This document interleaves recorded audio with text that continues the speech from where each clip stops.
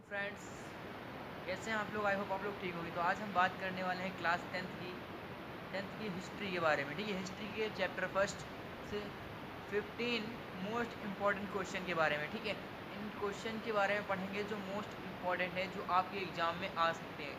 ठीक है, तो पहला क्वेश्चन कौन सा है वो समझ लेते हैं। और स्वागत करता हूँ मैं आपका अपने क्लास VIP क्लासेस में। बढ़ते हैं आगे प्रोसेस में। वियना संधि हुई थी। ठीक है, आपका क्वेश्चन आएगा वियना संधि कब हुई थी, या ऐसे ऑब्जेक्टिव पूछ सकता है वियना संधि हुई थी। ठीक है, तो आपको लिखना है वियना संधि 1815 ईस्वी में हुई थी। अगर अतिलक उत्तरी में आता है तो आपको लिखना है वियना संधि 1815 ईस्वी में हुई थी। ठीक है, और ऑब्जेक्टिव में आएगा तो आपको सिर्फ 1815 ईस्वी में लिख के छोड़ देना है। ठीक है, आपका आंसर एकदम सही हो जाएगा। ठीक है, अगला क्वेश्चन है हमारा, जब फ्रांस सीखता है तो क्या बाकी यूरोप को क्या हो जाता है, सर्दी जुकाम हो जाता है। ठीक है, जब फ्रांस सीखता है तो बाकी यूरोप को सर्दी जुकाम हो जाता है, या किसने कहा था। ठीक है, तो आपको मालूम होगा ये मेटरनिक ने कहा था। ठीक है, और मैं बता दूं ये चैप्टर फर्स्ट के 15 मोस्ट इंपॉर्टेंट क्वेश्चंस हैं। यूरोप में राष्ट्रवाद का उदय। ठीक है, यूरोप में क्या राष्ट्रवाद का उदय। ठीक है, और तीसरा क्वेश्चन हमारा है जर्मनी का राष्ट्र रूपक क्या था। ठीक है, जर्मनी का राष्ट्र रूपक था, तो जर्मनी का राष्ट्र रूपक क्या था, जर्मेनिया। ठीक है, जर्मेनिया हमारे राष्ट्र रूपक था जर्मनी का। ठीक है, तो अगले प्रोसेस की तरफ बढ़ते हैं। अगला है जर्मनी को किस वर्ष एक स्वतंत्र राज्य घोषित किया गया। ठीक है, जर्मनी को किस वर्ष एक स्वतंत्र राज्य घोषित किया गया। तो हम लोग जानते हैं 1871 ईस्वी में जर्मनी को एक स्वतंत्र राष्ट्र घोषित किया गया था। ठीक है, 1871 को जर्मनी को 1871 में जर्मनी को स्वतंत्र राष्ट्र घोषित किया गया था। ठीक है, और जर्मनी का एकीकरण का श्रेय किसे दिया जाता है। ठीक है, जर्मनी के एकीकरण का श्रेय ऑटो वॉन बिस्मार्क को दिया जाता है। किसको दिया जाता है, ऑटो वॉन बिस्मार्क को। ठीक है, इतना क्लियर हो गया। ठीक है, इतना क्लियर हो गया होगा। तो अगला क्वेश्चन हमारा है यंग इटली की स्थापना किसने की थी। यंग इटली की स्थापना किसने और कब की थी, कब और किसने की थी। ठीक है, यंग इटली की स्थापना कब और किसने की थी। तो हमारा आंसर बनेगा 1832 ईस्वी में मैसनी ने की थी। कितने की थी, मैसनी ने की थी। ठीक है, इटली का राष्ट्रीय एकीकरण का कार्य कब पूरा हुआ था। ठीक है, इटली के राष्ट्रीय एकीकरण का कार्य कब पूरा हुआ था, तो 20 सितंबर 1870 ईस्वी को। ठीक है, कब, 20 सितंबर 1870 ईस्वी। तो इतना क्लियर हो गया। अब बढ़ते हैं अगले प्रोसेस की तरफ। अगला क्वेश्चन हमारा है क्वेश्चन नंबर 8। ठीक है, कौन सा, क्वेश्चन नंबर 8। इतना क्लियर हो गया आप लोगों को, इतना पढ़ लीजिए, इतना शायद इतना आ गया होगा। ठीक है, अगला हमारा क्वेश्चन है उदारवाद क्या है। उदारवाद क्या है, उदारवाद लिबरेशियम शब्द का हिंदी रूपांतरण है। ठीक है, उदारवाद लिबरेशियम शब्द का क्या है, हिंदी रूपांतरण है। लिबरलेशियम शब्द लेटिन भाषा के लीबर पर आधारित है। क्या है, लीबर से लिबरलेशियम शब्द लेटिन भाषा के लीबर पर आधारित है, जिसका अर्थ स्वतंत्रता, जिसका अर्थ क्या है, स्वतंत्रता। और नए मध्य वर्गों के लिए उदारवाद का मतलब था स्वतंत्र व्यक्ति के लिए आज़ादी और कानून की समझ, सबकी बराबरी। नए मध्य वर्गों के लिए जो आज की जनरेशन है उसके लिए उदारवाद का मतलब क्या है, व्यक्ति के लिए आज़ादी और कानून की समझ, सबकी क्या बराबरी। ठीक है, और दूसरा हमारा क्वेश्चन क्या है, क्वेश्चन नंबर 9, निर्जाति शब्द का अर्थ बताइए। ठीक है, निर्जाति शब्द का अर्थ बताइए। ठीक है, तो एक साझा नस्ली जनजाति या सांस्कृतिक उद्गम अथवा पृष्ठभूमि जिसे कोई समुदाय अपनी पहचान मानता है। जिसे क्या, कोई समुदाय क्या मानता है, अपनी पहचान मानता है, उसे क्या कहते हैं, निर्जाति शब्द। ठीक है, निर्जाति कहते हैं। ठीक है, एक बार दोबारा पढ़ लेते हैं। एक साझा नस्ली जनजाति या सांस्कृतिक उद्गम अथवा पृष्ठभूमि जिसे कोई समुदाय अपनी पहचान मानता है, उसे क्या कहते हैं, निर्जाति कहते हैं। ठीक है, यूटोपिया क्या है, यूटोपिया आप सबको मालूम होगा कि एक ऐसे समाज की कल्पना, एक ऐसे समाज की कल्पना जिसका साकार होना लगभग असंभव है। एक ऐसे समाज की कल्पना जो इतना आदर्श है कि उसका साकार होना क्या है, असंभव है। उसका साकार होना क्या है, असंभव है। इतना क्लियर हो गया। और नारीवाद क्या था, नारीवाद क्या था, तो स्त्री पुरुष को सामाजिक, आर्थिक एवं राजनीतिक समानता की सोच के आधार पर महिलाओं के अधिकारों के बोध को नारीवाद कहते हैं। इसे इस तरह भी कह सकते हैं कि महिलाएं जो अपने अधिकार के लिए आंदोलन करती थी उन्हें क्या कहते थे, नारीवाद कहते थे। ठीक है, इस तरह से भी लिख सकते हैं आप लोग और इस तरह से भी लिख सकते हैं कि नारी पुरुष को सामाजिक, आर्थिक एवं राजनीतिक समानता की सोच के आधार पर महिलाओं के अधिकारों के बोध को नारीवाद कहते हैं, नारीवाद कहते हैं। ठीक है, फ्रांसीसी क्रांति का यूरोप पर क्या प्रभाव पड़ा। ठीक है, ये हमारा 12 क्वेश्चन है, 12 नंबर क्वेश्चन है कि फ्रांसीसी क्रांति का यूरोप पर क्या प्रभाव पड़ा। फ्रांसीसी क्रांति का यूरोप पर क्या प्रभाव पड़ा, तो इसके बारे में पढ़ते हैं कि फ्रांस की घटनाओं की खबर यूरोप के विभिन्न शहरों में पहुंची थी। कि फ्रांस की घटनाओं की खबर यूरोप के विभिन्न शहरों में पहुंची थी। छात्र तथा शिक्षित मध्यवर्गों के मध्य अन्य सदस्य जैकोबिन क्लबों की स्थापना करने लगे। इसकी स्थापना करने लगे, जैकोबिन क्लबों की स्थापना करने लगे। ठीक है, उनकी गतिविधियों और अभियानों ने उन फ्रेंच सेनाओं ठीक है, उन फ्रेंच सेनाओं के ठीक है के लिए रास्ता तैयार किया। ठीक है, के लिए क्या किया, रास्ता तैयार किया, जो 1790 के दशक में हॉलैंड, ठीक है, 1790 के दशक में हॉलैंड, बेल्जियम, स्विट्जरलैंड और इटली के बड़े इलाकों में घुसी। ठीक है, कौन सा रास्ता तैयार किया, जो 1790 के दशक में हॉलैंड, बेल्जियम, स्विट्जरलैंड और इटली के बड़े इलाकों में घुसी। क्रांतिकारी युद्धों के शुरू होने के साथ ही फ्रांसीसी सेनाएं राष्ट्रवाद के विचारों को विदेशों में ले जाने लगी। क्या ले जाने लगी, राष्ट्रवाद के विचारों कहाँ ले जाने लगी, विदेशों में ले जाने लगी। आपका ये भी क्वेश्चन कंप्लीट हो गया। ठीक है, ये आपका इम्पोर्टेंट है, ये आ सकता है। और ये नारीवाद, ठीक है, नारीवाद आपका आ सकता है। और इससे भी इम्पोर्टेंट है यूटोपिया क्या है। ठीक है, यूटोपिया क्या है, ये भी आ सकता है। ठीक है, तो बढ़ते हैं अगले 13 क्वेश्चन की तरफ। 13 क्वेश्चन हमारा कौन है, 13 नंबर क्वेश्चन। 13 नंबर क्वेश्चन हमारा है कि उदारवाद की प्रमुख विशेषताओं का वर्णन कीजिए। क्या, उदारवाद की प्रमुख विशेषताओं का वर्णन कीजिए। तो हम लिखेंगे कि उदारवाद की प्रमुख विशेषताएं निम्नलिखित हैं। क्या है, उदारवाद की प्रमुख विशेषताएं क्या है, निम्नलिखित हैं।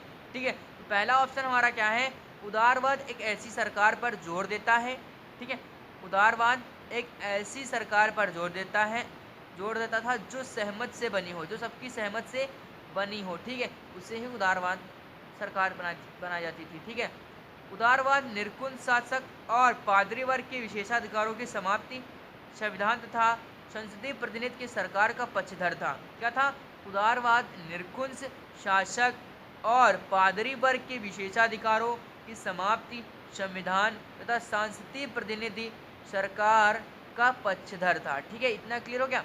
और अगला क्या है हमारा, अगला पॉइंट है 19वीं सदी के उदारवादी निजी संपत्ति के स्वामित्व की अनिवार्यता पर भी बल देते थे। क्या, 19वीं सदी के उदारवादी जो थे वो निजी संपत्ति, जिसके पास निजी संपत्ति थी उसके अनिवार्यता पर भी बल देते थे। उसकी अनिवार्यता अनिवार्य थी। ठीक है, उसका होना अनिवार्य था और उस पर बल देते थे। ठीक है, और अगला हमारा क्या है पॉइंट, आर्थिक क्षेत्र में उदारवाद बाजारों की मुक्ति और चीज़ों तथा पूंजी के आवागमन पर राज्य द्वारा लगाए गए नियंत्रण को खत्म करने के पक्ष में था।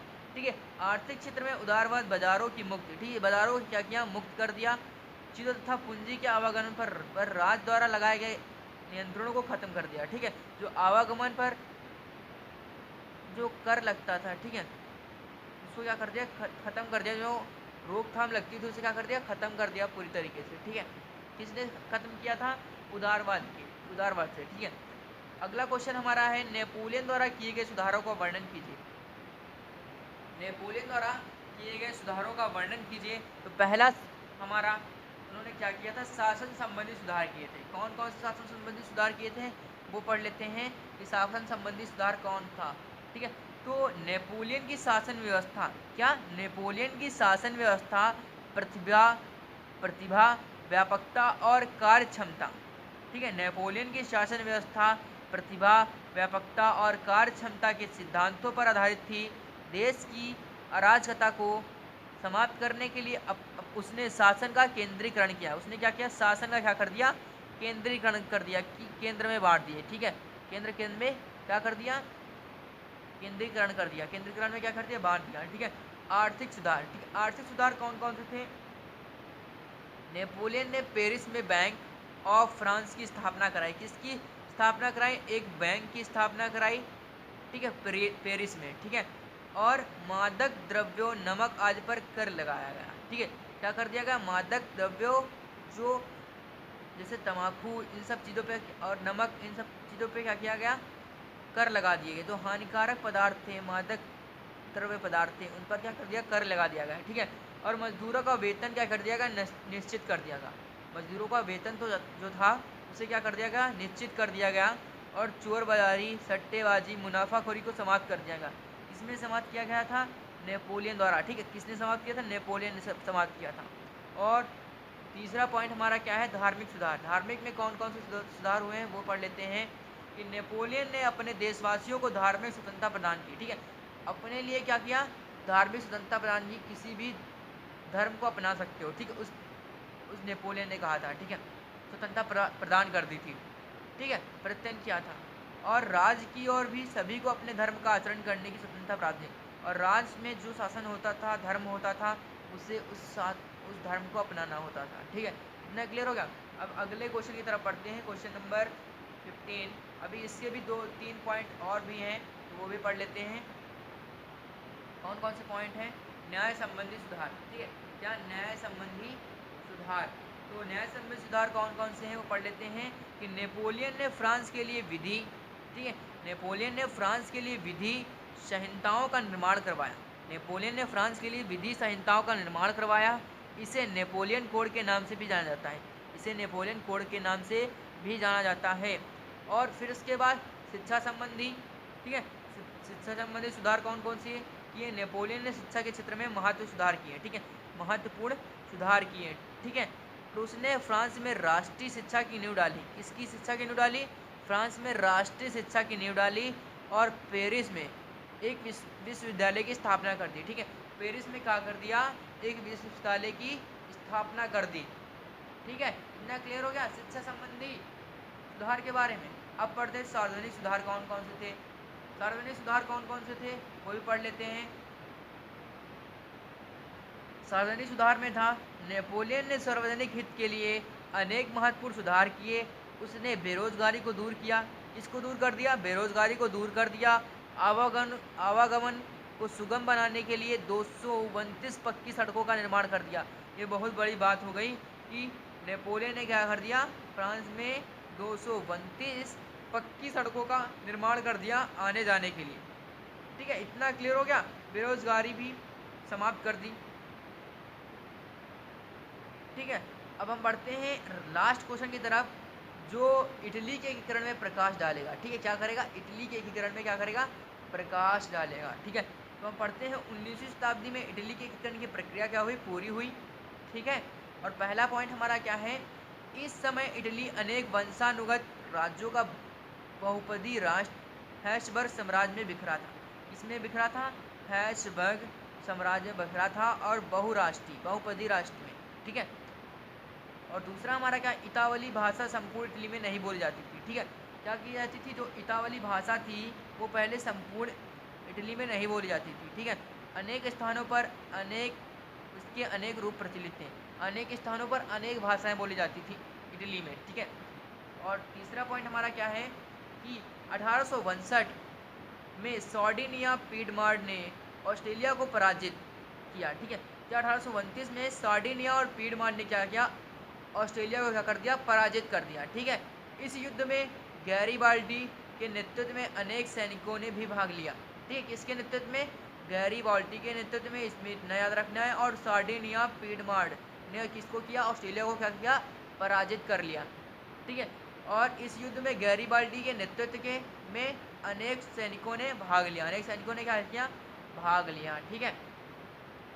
अगला क्वेश्चन क्या? अगला पॉइंट हमारा क्या है? कि 1861 में विक्टर इमोलियन, ठीक है, 1861 में विक्टर इमोलियन द्वितीय को एकीकृत का राजा घोषित किया। किसका? इटली का क्या किया गया?